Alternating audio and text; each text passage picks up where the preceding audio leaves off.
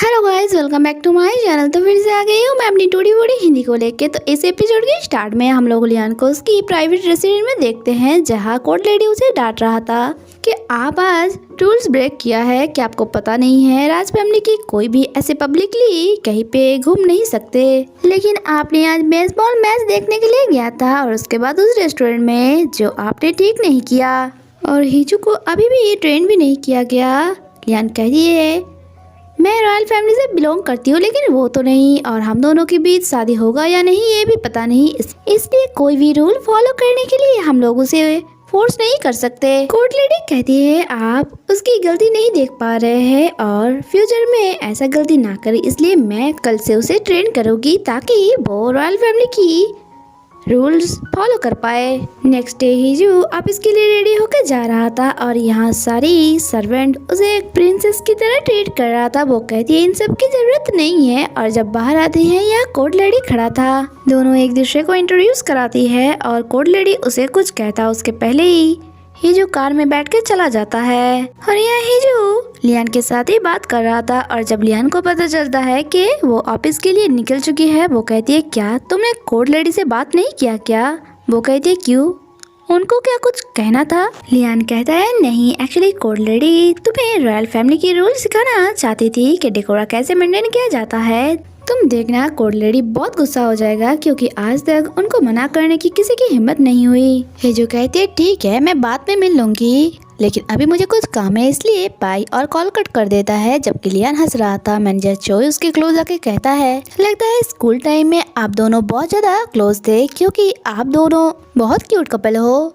वो उसे लुक देता है। चोई कहता है हाँ जा रही हूँ, लेकिन उसके जाने के बाद लियान फिर से स्माइल कर रहा था। इधर ऑफिस में जैसे ही जो आती है, सेक्रेटरी उसे बताती है आज आपकी बहुत काम है, और एक इन्वेस्टर जो आपके भाई की कंपनी को छोड़ के आपकी कंपनी में इन्वेस्ट करना चाहती है, जब से वो आपकी और फ्रेंड्स लियान की ऑनलाइन में किस वाला वीडियो देखा है। भाई देवी आपको किस कैसा लगा? गाल तो बिल्कुल लाल हो गया था। ये जो कहते हैं हाँ कुछ ज्यादा ही गर्मी था इसलिए। सेक्रेटरी कहती है मैं आपके बारे में नहीं प्रिंस लियान के बारे में बात कर रही हूँ।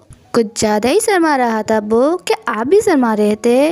ये जो थोड़ा एम्बेरस होकर कहती है नहीं नहीं ऐसे छोटे मोटे किस्से कुछ नहीं होता मेरी, और वैसे भी मैं थोड़ी टीनेजर हूँ और ना ही ये मेरी फर्स्ट किस है। सेक्रेटरी कहता है आज तक कभी भी प्रिंस लियान की कोई भी स्कैंडल बाहर नहीं आया। जो सुन के हिजू कहता है लेकिन किस तो वो बहुत अच्छे तरीकों से किया, जो सुन के दोनों ही हंसने लगता है।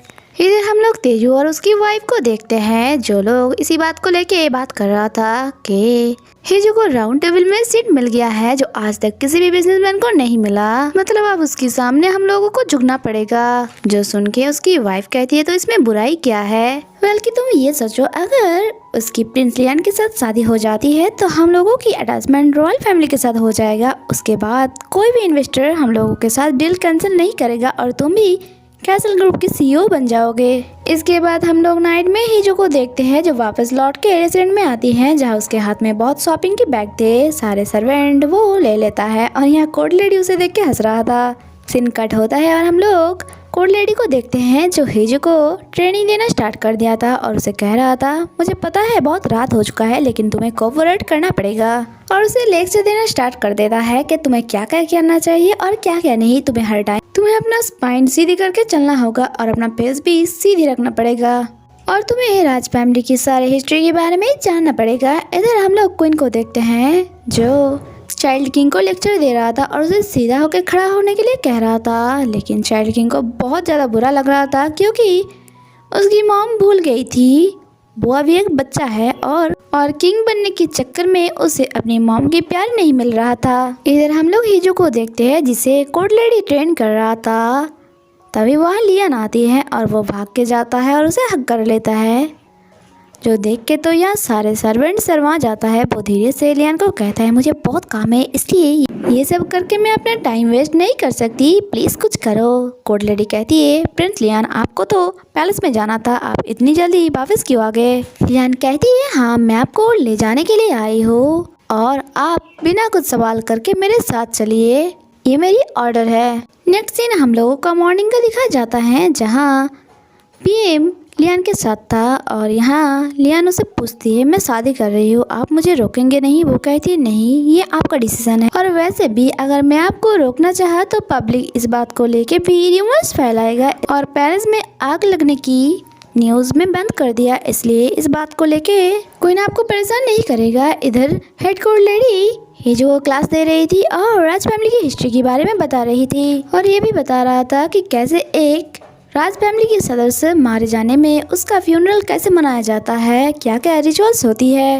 ये जो क्यूरियस थी एंड कोर्ट लेडी को क्वेश्चन करता है 3 साल पहले जब प्रिंस लियान के बड़े भाई की डेथ हुआ था उस टाइम क्या ये सब रिचुअल्स किया गया था? कोर्ट लेडी कहती है नहीं, क्योंकि वो प्राइवेट सेरेमनी था। 2005 के बाद कोई भी बड़े करके सेरेमनी नहीं मनाया गया। ही जो पूछती है लेकिन क्यों, और हम लोगों को यहाँ फ्लैशबैक की एक सीन दिखाया जाता है जहाँ लियान के बड़े भाई की मॉम की डेथ बचपन में ही हो गया था और उसकी 4 साल बाद उसके डैड की और 3 साल बाद उसके भाई की।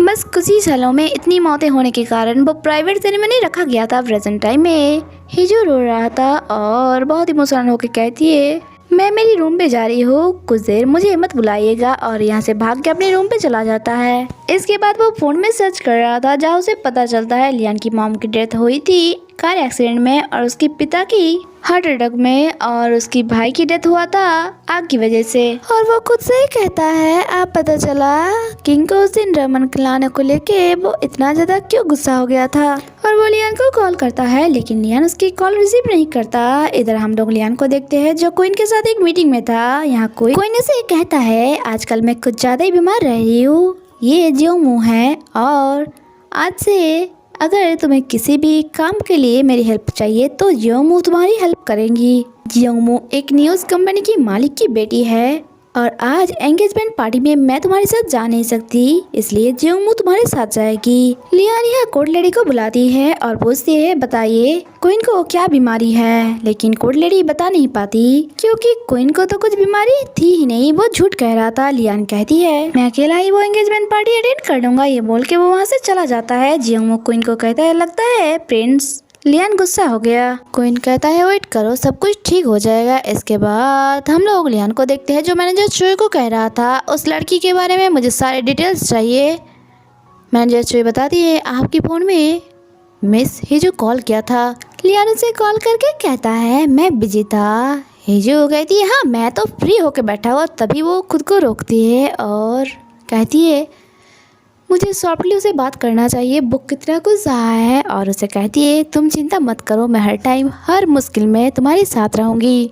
इसका मतलब ये नहीं मैं तुम्हें प्यार करती हूँ या तुम्हारे लिए मेरे दिल में फीलिंग्स हो गई है, इसलिए बस मैं ये कहना चाहती हूँ किसी भी हालत में किसी भी सिचुएशन में मैं तुम्हारे साथ हूँ। हेलो तुम मेरी बात सुन रही हो? ओह कॉल ही कट कर दिया। इधर हम लोग लियान को देखते हैं जो स्माइल कर रहा था और मैनेजर चोई को कह रहा था इवनिंग से पहले मैं और एक बार मेरे घर जाऊंगी। मैनेजर चोई कहती है लेकिन पीएम आपको कहीं पे जाने के लिए मना किया है। लियान उसे लुक देता है। मैनेजर चोई कहती है आपकी मर्जी है, आपको जहाँ जाना है आप जा सकते हो। नेक्स्ट सीन में हम लोग चाइल्ड किंग को देखते हैं जो स्कूल आया था और हम लोगों को पता चलता है स्कूल में उसका कोई भी फ्रेंड नहीं है और यहाँ बाहर आने के टाइम एक बच्चे के साथ धक्का लग जाता है और सारे गर्ल्स उसकी साइड में आ जाता है जो देख के वो सारे बच्चे डर जाती हैं। इसके बाद यहाँ पीएम आती है और चाइल्ड किंग को कहती है कल मैं बिजी रहूंगी आ नहीं पाऊंगी, इसलिए आज आपकी हिस्ट्री लेसन है इसलिए चलिए। जबकि चाइल्ड किंग बहुत ज्यादा सैड थी बाहर खेलते हुए बच्चे को देख के और वो कहती है क्या मेरी जिंदगी ऐसी नहीं हो सकती। इधर हम लोग हिजो को देखते हैं जिसे ट्रेनिंग दिया जा रहा था कि उसे कैसे चलना है और उसे देख के ही पता चल रहा था वो कितना ज्यादा मेहनत कर रही है। और तभी यहाँ किंग आ जाता है और जिसे वाव करने के चक्कर में बहुत सारे बर्तन गिरा देती है। चाइल्ड किंग कहता है मैं यहाँ अंकल के साथ खेलने के लिए आया था लेकिन वो तो नहीं है। हिजो कहती है आपने अपॉइंटमेंट नहीं लिया था ना, लेकिन फिर भी आप आ गए जो आपने बिल्कुल सही किया क्योंकि आपको अपनी जिंदगी खुद की तरीकों से जीना चाहिए। चलिए मैं आपके साथ खेलती हूँ। यहाँ कोर्ट लेडी पीएम को बताती है किंग के लिए कुछ दिन बहुत ज्यादा टफ होने वाला है। पीएम कहती है वो तो होना ही है क्योंकि कुछ भी हो वो बस एक 7 साल का बच्चा ही तो है। नेक्स्ट सीन में हम लोग तेजू की वाइफ को देखते हैं जो अपने फ्रेंड के साथ कुछ टाइम स्पेंड करने के लिए आया था और यहाँ वो कह रहा था मेरी हस्बैंड मुझे बहुत प्यार करता है। यहाँ उसे टोट मारते हुए एक फ्रेंड कहता है हाँ पता है तुमने अपने डैड के अगेंस्ट जाके उसे शादी की थी जिस कारण तुम्हारे डैड ने कहा था तुम्हें डिसोन कर देगा। वो कहता है शायद तुम्हें पता नहीं है मेरी सिस्टर इन लॉ प्रिंस को डेट कर रहा है इसलिए अब ये सब मैटर नहीं करता, दुनिया बहुत आगे निकल गया है। इसके बाद जब तेजू उसे पिक करने के लिए आता है उसकी का ऐसा चिड़चिड़ा सा मूड देख के वो कहती है क्या हुआ तुम्हें। उसकी वाइफ कहती है मेरा मन था मेरी वो फ्रेंड की मुंह तोड़ देने की। तेजू कहता है हाँ तुम्हें तोड़ देना चाहिए था, उसके बाद मैं सब कुछ संभाल लेता। वो कहती है सच में मेरे सोना हस्बैंड। इधर चाइल्ड किंग जो हिजू एंड सारे दासिया और पीएम भी था इन लोगों के साथ खेल रहा था और लास्ट में कहता है मैं जीत गया। हिजू इशारा करती है, सारे सर्वेंट कहती है हाँ आप जीत गए और क्लैपिंग करती है। चाइल्ड किंग हिजू के पास आके कहता है आपने कहा था अगर मैं जीता तो मेरी एक विश पूरी करोगे आप। हिजू कहता है हाँ तो बताइए आपका क्या विश है। चाइल्ड किंग उसकी कार के सामने आके कहता है मैं इस कार की एक राइड लेना चाहती हूँ। कोड लेडी कहता है नहीं ये रूल के अगेंस्ट है, आप नहीं जा सकते। लेकिन किंग जिद करने लग जाता है और कहता है अरे मैं किंग हूँ कोई तो मेरी बात सुनो। नेक्स्ट सीन में हम लोग देखते हैं मैनेजर शोलियन को बता दिए आपकी रेस्टोरेंट में पीएम भी है। वो कहती है वो वहाँ क्या कर रहा है। जोई कहती है वो तो मुझे नहीं पता। इधर हम लोग चाइल्ड किंग को देखते हैं जो बहुत खुश था और कोड लेडी हिजू को कह रहा था कार की मिरर बंद रखना क्योंकि अगर किसी को पता चला इस कार में किंग है तो उसकी जान की खतरा हो सकता है। पीएम कहता है हर टाइम मैं फोन पे रहूंगी और कार से मैं तुम्हें फॉलो करूंगी। इसके बाद ड्राइव की सीन दिखा जाता है जहाँ हम लोग देखते हैं दासी उसे बता रही थी 60 से ऊपर कार की स्पीड मत बढ़ाना। लेकिन फिर भी किंग को अच्छा नहीं लग रहा था क्योंकि विंडो बंद था और स्पीड भी बहुत कम लग रहा था उसे अच्छा लगे इसलिए हिजू विंडो थोड़ा नीचे कर देता है और स्पीड भी थोड़ा बढ़ा देता है। लेकिन कुछ देर बाद हिजू को पता चलता है कार की ब्रेक नहीं लग रहा है और वो किंग को कहती है सीट बेल्ट अच्छे से पहन लीजिए। और ये जब पीएम नोटिस करता है वो पूछती है हिजू कहती है पता नहीं कार की ब्रेक नहीं लग रहा है।